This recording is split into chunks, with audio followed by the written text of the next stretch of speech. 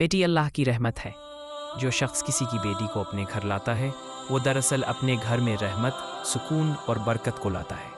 इस्लाम हमें सिखाता है कि बेटी को इज़्ज़त दें, उसके साथ मोहब्बत से पेश आएं, क्योंकि जिस घर में औरत की इज़्ज़त होती है वहाँ अल्लाह की रहमतें नाजिल होती हैं।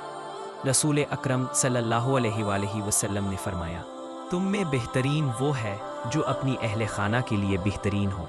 लिहाजा याद रखें, बेटी को कभी बोझ न समझें, वो अमानत है।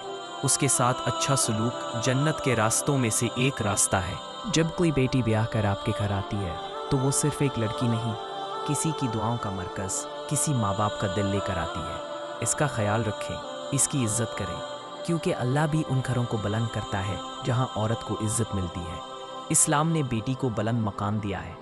जिसने बेटी की इज्जत की वो अल्लाह के यहाँ सुरखरू हुआ, और जिसने इसके साथ नरमी और हुस्न सलूक किया, अल्लाह उसके रिस्क में बरकत और ज़िंदगी में आसानियाँ पैदा करता है। बेटी घर की रौनक, दिल का सुकून और अल्लाह की तरफ से अता हुई नेमत है।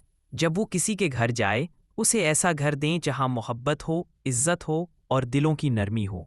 याद रखें, दूसरों की बेटी के साथ आप जैसा सलूक करेंगे, अल्लाह आपकी बेटी के लिए वैसा ही बेहतर सलूक लिख देगा।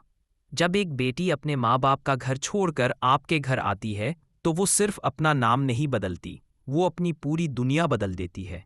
इस्लाम कहता है कि इस तब्दीली को आसान बनाना, इसके दिल को सुकून देना और इसे इज्जत देना आपका फ़र्ज़ है। याद रखें, किसी की बेटी को मुस्करा देना अल्लाह के नज़दीक बहुत बड़ी नेकी है, और जो नेकी दिल को खुशी दे अल्लाह उसका अजर कई गुना बढ़ाकर लौटाता है। इसी तरह की वीडियोस के लिए वीडियो को लाइक और चैनल को सब्सक्राइब ज़रूर करें।